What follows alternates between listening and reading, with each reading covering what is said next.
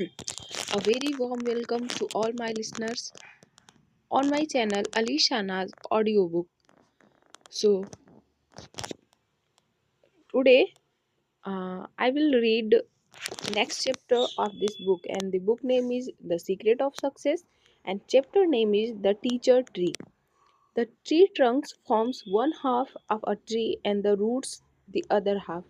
Botanists tell us that there is just as much of a tree spread under the ground as there is standing above the ground. The top half of a tree can only stand erect and worded above the ground when it is prepared to bury its other half beneath the ground. This is an example which teaches how to mankind from it. Man can learn how to build solidly in his life. One philosopher puts in this way: root downward, fruit upward, that is the divine protocol. The rose comes to a perfect combination of color, line, and aroma atop a tall stem. Its perfection is achieved, however, because first a root went down into the homely matrix of the common earth. Those who till the soil or garden understand the analogy. Our interests have so centered on gathering the fruit that it is easy to forget the cultivation of the root. We cannot really prosper and have plenty without first putting down our roots in a life of sharing. The horn of plenty does not stay full unless there is first a sharing. A tree stands above the ground having fixed its roots firmly beneath the ground. It grows from beneath upwards into the air. It does not start at the top and grow downwards. The tree is our teacher, imparting to us the lesson of nature that if we seek to progress outwardly, we must first strengthen ourselves inwardly. We must begin from the base of our own selves before we can hope to build society anew. Next chapter is reading the signs. With the increase of traffic in modern times, the danger of accidents has also increased. To obviate this danger, various forms of road signs have been put up for the guidance of motorists. Once a sign reads lane driving is sane driving. Keeping to one's lane is an effective safeguard against accidents, averting the danger of colliding with other motor cars and ensuring that one's journey does not end in disaster. An article in a British motor magazine by an expert on driving gives some indispensable rules of thumb for drivers. If one is speeding down a main road, for example, and suddenly a ball appears from a side road, one must realize that there is probably a child not far behind it. If one sees the ball but fails to see the child, one cannot count oneself a good driver. The really good driver stops, not on account of the ball, but on account of the child that he sees with his mind's eyes. Running behind the ball, it is the quickness of the driver's imagination which saves the child from being run over. The principles we are required to keep in mind while driving are the same as those we should keep in mind on our journey through life. If one we says one can learn from the highway code, the principles that one should follow in the vaster arena of life. Always confine your activities to your own sphere. If you infringe on the sphere of others, you are sure to clash with them. Then your progress will come to an abrupt halt. When certain signs appear on the horizon of society, try to make out what these signs imply. Do not just go out by outward signs, try to read the meaning behind them. If one just goes by what one sees and fails to see what lurks in the background, one will not advance in one's journey through life. Others more foreseeing than oneself will forge ahead, while one falls victim to dangers that could have been avoided if one had read the signs properly. Per ardua ad astra. Next chapter is. According to an English scholar, Ian Nash, who spent 11 years in Japan making a detailed study of the people and the nation, what shook the Japanese most profoundly was not upheavals in politics but the Great Kanto earthquake, which devastated the whole of the most populated eastern part of Japan on September 1, 1923. Another terrible blow was the reduction of two of the great cities of Japan to smoldering mounds of waste by dropping of atomic bombs. This led to the ultimate defeat of Japan in the Second World War in 1945. One might imagine that any country which has been dealt such shattering blows would never be able to rise again from its ashes. But this is far from the truth. For Japan has not only rehabilitated itself but now figures most prominently on the world's commercial and industrial scene.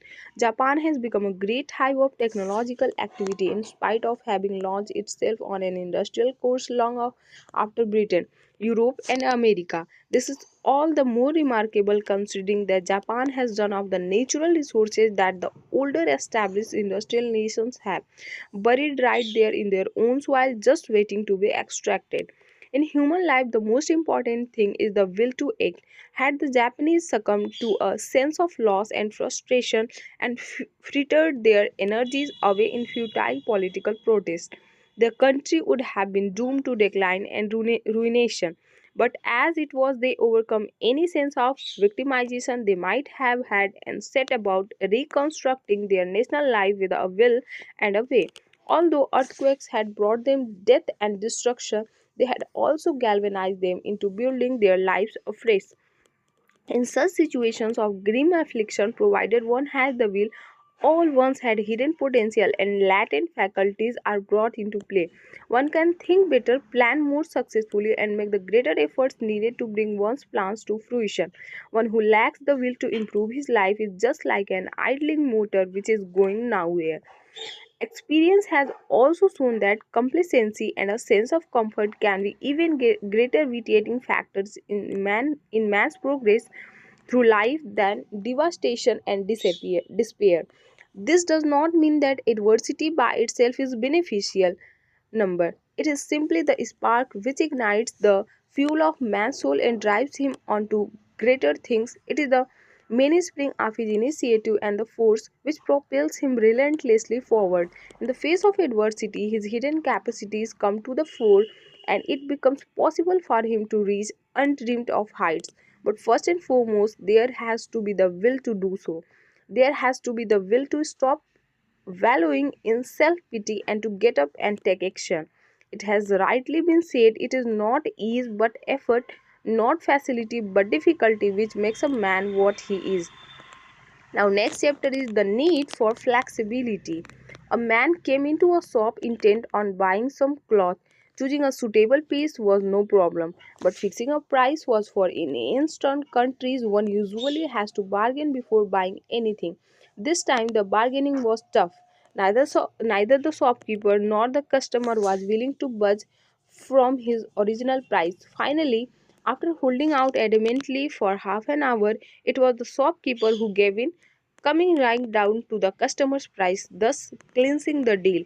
A friend of the shopkeeper's was in the shop at the time. After the customer had left, he asked, "Why waste so much time over the price when you were ready to give it at the customer's price all along?" "You missed the point," the shopkeeper replied. "That was my way of cleansing the deal. Why, if I had agreed to the customer's price straightway, he would have thought, oh, I might be able to get the cloth even cheaper somewhere else and gone off. Anyway, I wanted to know how far he was willing to go.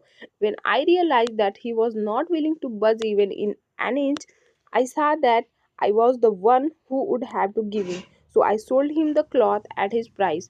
So it is with any contest in life. Quite naturally, each party wishes to settle the matter to his own satisfaction. It is only sensible then for him to press his demands. But at the same time, common sense requires him to know what his limits are.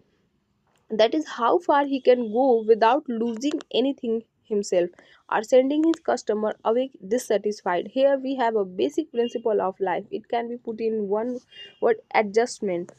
Adjustability is the key to success in life, both for individuals and for nations. We can define adjustability as taking into account the needs of others besides one's own. In this world, success comes the way of one who is able to see both sides of a coin, to look at matters from another's point of view as well as from his own. Those who only know what they want and go all the way to achieve it, irrespective of others' need, will find their path through life is strewn with obstacles and pitfalls, and it will be little wonder if they come to grief. motion and direction. A Western thinker once commented, "You have removed most of the roadblocks to success when you have learned the difference between motion and direction. One intrinsic quality of activity is movement. When you are walking, driving, riding a bicycle, galloping along on horseback, or roaring along on a motorcycle, you are moving. But in what direction are you moving, towards your destination or away from it? The actual motion in both cases seems to be no different in quality. The great difference between the two is that the former brings you ever nearer to your destination, while the latter takes you further and further away from it, leaving you where at least now where that would be worth your while going to. It is direction that is all important, even if we only get onto a slow moving bullock cart or a cycle rickshaw. We shall do better than a jet plane whose pilot has no sense of direction. Whether in the context of our private lives or social existence, it is imperative that we take stock of our means and resources and then set off in the right direction. If sooner or later we are to reach our destination, often people launch themselves on careers, plunging headlong into them without giving due thought to their actual capacities and to whether they have any real potential which can be developed. At times, they are led astray by trivial consideration, ill founded opinions, and overwhelming emotions and rush heedless into whatever first comes their way. When the result is not what they had anticipated, they fall to complaining against others, lamenting their losses and failures, and claiming that it was due to the prejudices of others that they had had to suffer frustration and that their careers had come to naught. Had they given more profound thought to the matter, they would have realized that the fault lay in their own ill judged planning or even total aimlessness. Had they started out in the right direction, others would not then have had the opportunity to place obstacles in their path and turn their success into failures. Aimlessness is a great weakness and should be eschewed at all costs. In actual fact, no activity is truly of value unless it is characterized by its direction and not just its motion. Simply a matter of time. Oxford University, which was established in 1163, is surrounded by lush green lawns. Once a visiting American millionaire who had been quite charmed by them asked the gardener at Oxford how much it would cost him to have the same kind of lawns around his mansion in the US. "Nothing," replied the gardener. "How?" asked the millionaire in astonishment. "You have to only level the ground and grow the grass, then you cut it and roll it." "Oh, really?" said the millionaire, feeling reassured. But then the gardener went on in all seriousness. "Repeat this process for 500 years and your lawn is ready." Meeting the steady gaze of the gardener, the millionaire realized that not only do the English have their own special sense of humor, but that there are things which money cannot buy.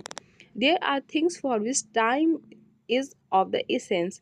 In the evening, when the sun has set, if we have a sudden desire to see the sun again, there is no way that we can do so except wait through the long night for dawn. If we plant a seed and hope to see more than just the sapling which will spring from it, we have to wait for many years. Only then shall we be able to see the full grown tree in all its might and glory. A definite span of time has been appointed for all of nature's happenings. Nothing can come into being or fructify before the appointed time. That's all. Thanks for listening me carefully.